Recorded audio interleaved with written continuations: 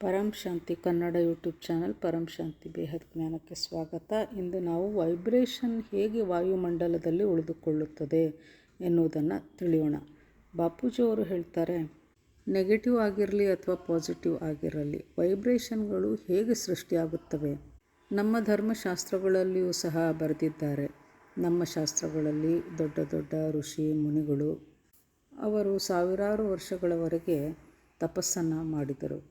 ಅಂತಹ ಸ್ಥಳಗಳಿಗೆ ಇಂದಿಗೂ ಸಹ ನಾವು ಹೋದಾಗ ಒಂದು ಪಾಸಿಟಿವ್ ವೈಬ್ರೇಷನ್ ನಮ್ಮ ಅನುಭವಕ್ಕೆ ಬರುತ್ತದೆ, ಶಾಂತಿಯ ಅನುಭವವಾಗುತ್ತದೆ. ವಿಜ್ಞಾನವೂ ಸಹ ಹೇಳುವುದೇನೆಂದರೆ, ಭಗವದ್ಗೀತೆ ಈ ಗೀತಾ ಜ್ಞಾನ ಯಾವ ಸ್ಥಳದಲ್ಲಿ ಕೃಷ್ಣನು ನೀಡಿದ್ದನೋ ಆ ಸ್ಥಳದಲ್ಲಿ ನಾವು ಇಂತಹ ಒಂದು ಯಂತ್ರವನ್ನು ಇಟ್ಟಾಗ 5,000 ವರ್ಷಗಳ ಹಿಂದೆ ಕೃಷ್ಣನು ಯಾವ ಜ್ಞಾನವನ್ನು ನೀಡಿದ್ದ ಅದೆಲ್ಲವೂ ಕೃಷ್ಣನ ಧ್ವನಿಯಲ್ಲಿ ಹಾಗೂ ಕೃಷ್ಣನ ಚಿತ್ರದೊಂದಿಗೆ ನಾವು ಕಾಣಬಹುದು, ಕೇಳಬಹುದು ಎಂದು ವಿಜ್ಞಾನ ಸಹ ಹೇಳುತ್ತದೆ. ಅಂದರೆ ವಾಯುಮಂಡಲದಲ್ಲಿ ಕೃಷ್ಣನ ಧ್ವನಿಯು ಇನ್ನೂ ಸಹ ಉಳಿದಿದೆ ಹಾಗೂ ಕೃಷ್ಣನ ಚಿತ್ರವೂ ಸಹ ಇದೆ. ವಾಯುವಿನಲ್ಲಿ ಇದೆ ಅಂತಂದರೆ ವಾಯು ತತ್ವದ ಒಂದೊಂದು ಸೆಲ್ನಲ್ಲಿ ಆಕಾಶ ತತ್ವವಿದೆ. ಅಂದರೆ ವಾಯು ತತ್ವದಲ್ಲಿ ಆಕಾಶ ತತ್ವವು ಅಡಗಿದೆ ಹಾಗೂ ಈ ಆಕಾಶ ತತ್ವದಲ್ಲಿ ಅಲ್ಲಿಯ ರೆಕಾರ್ಡಿಂಗ್, ಅಲ್ಲಿಯ ಚಿತ್ರ ಅಡಗಿರುತ್ತದೆ. ಉದಾಹರಣೆಗೆ ನಾವು ಟಿವಿಯಲ್ಲಿ ಚಿತ್ರಗಳನ್ನು ನೋಡುತ್ತೇವೆ. ಇದೆಲ್ಲವೂ ವಾಯು ತತ್ವದ ಮೂಲಕವೇ ನಾವು ಟಿವಿಯಲ್ಲಿ ಬರುವಂತಹ ಧ್ವನಿ ಹಾಗೂ ಚಿತ್ರಗಳನ್ನು ನಾವು ನೋಡುತ್ತೇವೆ, ಕೇಳುತ್ತೇವೆ. ಹೀಗೆ ವಾಯು ತತ್ವದ ಒಳಗಡೆ ಒಂದು ಆಕಾಶ ತತ್ವವಿರುತ್ತದೆ. ಆ ಆಕಾಶ ತತ್ವದಲ್ಲಿಯೇ ಎಲ್ಲವೂ ರೆಕಾರ್ಡ್ ಆಗಿರುತ್ತದೆ. ಆಕಾಶ ತತ್ವ ಅಂದರೆ ಸ್ಪೇಸ್ನಲ್ಲಿ ಎಲ್ಲವೂ ರೆಕಾರ್ಡ್ ಆಗಿರುತ್ತದೆ. ಅದರ ಮೇಲೆ ವಾಯು ತತ್ವ ಆವರಿಸಿರುತ್ತದೆ.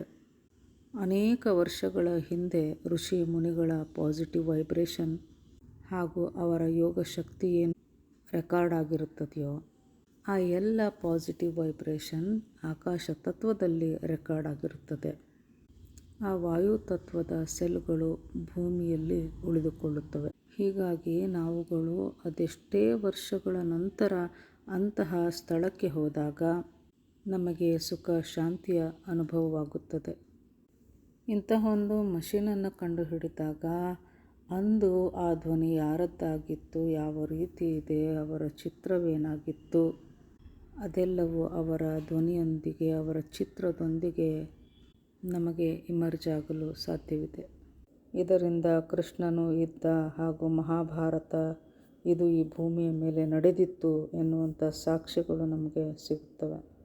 ರಾಮಾಯಣ ಸಹ ಈ ಭೂಮಿಯ ಮೇಲೆ ನಡೆದಿದೆ. ತ್ರೇತಾಯುಗದ ಅಂತ್ಯದಲ್ಲಿ ರಾಮಾವತಾರವಾಯಿತು. ರಾಮನೂ ಸಹ ಈ ಭೂಮಿಯ ಮೇಲೆ 12,000 ವರ್ಷಗಳವರೆಗೆ ರಾಜ್ಯವಾಳಿದನು. ಹೀಗೆ ನಮ್ಮ ಈ ಭೂಮಿಯ ಆಯುಷ್ಯ ಎಷ್ಟು ಎಂದು ನಾವು ನೋಡ ಹೊರಟರೆ, ಬ್ರಹ್ಮನ ಆಯುಷ್ಯವು 100 ವರ್ಷಗಳಾಗಿರುತ್ತದೆ. ಬ್ರಹ್ಮನ ಒಂದು ದಿನ ಎಂದರೆ ಈ ಭೂಮಿಯ ಮೇಲೆ 1,000 ಚತುರ್ಯುಗಗಳೇ ಜರುಗಿರುತ್ತವೆ. ಈಗ ಬ್ರಹ್ಮನಿಗೆ 50 ವರ್ಷಗಳು ಮುಗಿದು, ಅಂದರೆ 1ನೇ ಪರಾರ್ಧ ಮುಗಿದು 2ನೇ ಪರಾರ್ಧ ನಡೆಯುತ್ತಿದೆ. ಅಂದ ಮೇಲೆ ಈ ಭೂಮಿಯು ಸೃಷ್ಟಿಯಾಗಿ ಅದೆಷ್ಟು ವರ್ಷಗಳು, ಕೋಟ್ಯಾನುಕೋಟಿ ವರ್ಷಗಳು ಜರುಗಿದೆ. 1 ಅಥವಾ 2 ಅರಬ ವರ್ಷಗಳಂತೂ ಆಗಿದೆ ಎಂದು ಬಾಪೂಜಿಯವರು ಹೇಳುತ್ತಾರೆ. ಈ ಭೂಮಿ ಸೃಷ್ಟಿ ಆದಾಗಿನಿಂದ ಎಲ್ಲ ರೀತಿಯ ರೆಕಾರ್ಡ್ಗಳು ಅದರ ವಾಯು ತತ್ವದಲ್ಲಿ ಉಳಿದುಕೊಂಡಿರುತ್ತದೆ. ಮನುಷ್ಯ ಬಯಸಿದರೆ ಒಂದು ಸಾಧನ ಯಂತ್ರವನ್ನು ಕಂಡುಹಿಡಿದು ಈ ವಾಯು ತತ್ವದಲ್ಲಿ ಏನೆಲ್ಲ ರೆಕಾರ್ಡ್ ಅಡಗಿದೆಯೋ ಅದೆಲ್ಲವನ್ನು ತೆಗೆಸಿ ತಿಳಿದುಕೊಳ್ಳಬಹುದಾಗಿದೆ. ಈ ಭೂಮಿಯ ಮೇಲೆ ಏನೆಲ್ಲ ಜರುಗಿತ್ತು ಎಂಬುದೆಲ್ಲ ನಮಗೆ ಆಗ ಸಂಪೂರ್ಣವಾಗಿ ತಿಳಿದು ಬರುತ್ತದೆ. ಇದಕ್ಕಾಗಿ ಇಂದಿನ ವಿಜ್ಞಾನ ಸಂಶೋಧನೆಯನ್ನು ನಡೆಸುತ್ತಿದೆ. ಇಂದಿನಿಂದ 100 ವರ್ಷಗಳ ಹಿಂದೆ ವಿಜ್ಞಾನ ಅನ್ನುವುದು ಇಷ್ಟೊಂದು ಡೆವಲಪ್ ಆಗಿರಲಿಲ್ಲ. ಆದರೆ ಈಗ ವಿಜ್ಞಾನವು ಬಹುಬೇಗ ದಾಪುಗಾಲಿಡುತ್ತಾ ಮುಂದೆ ಓಡುತ್ತಿದೆ. ಬಾಪೂಜಿಯವರು ಹೇಳುತ್ತಾರೆ, ವಿಜ್ಞಾನ ಬಹಳಷ್ಟು ಮುಂದುವರೆಯಲಿದೆ.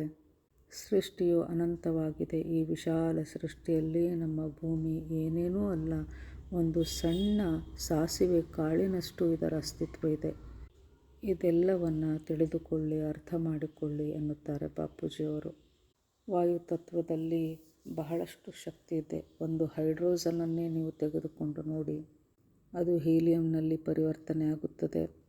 ಆಗ ಸೂರ್ಯನ ಅಗ್ನಿಯು ಸೃಷ್ಟಿಯಾಗುತ್ತದೆ. ಅಂದ ಮೇಲೆ ನೀವು ಅರ್ಥ ಮಾಡಿಕೊಳ್ಳಿ, ಅದೆಷ್ಟು ಅಗಾಧ ಶಕ್ತಿ ಆಕಾಶ ತತ್ವದಲ್ಲಿ ಅಡಗಿರುತ್ತದೆ. ಎಲ್ಲವೂ ಎನರ್ಜಿಯಿಂದಲೇ ಸೃಷ್ಟಿಯಾಗಿದೆ ಎಂದು ವಿಜ್ಞಾನ ಸಹ ಹೇಳುತ್ತಿದೆ. ಪರಂ ಶಾಂತಿ. परम शांति सोचो, बोलो परम शांति. Join us daily for our morning live meditation, Monday to Saturday, 5:30 to 6:30 a.m. Join us daily for live meditation, 10 p.m. to 11 p.m. on YouTube Live. Subscribe now. Website www.paramshanti.org. Email us anand@paramshanti.org. Like, share, subscribe. Join today. बेहद की परम शांति सोचो.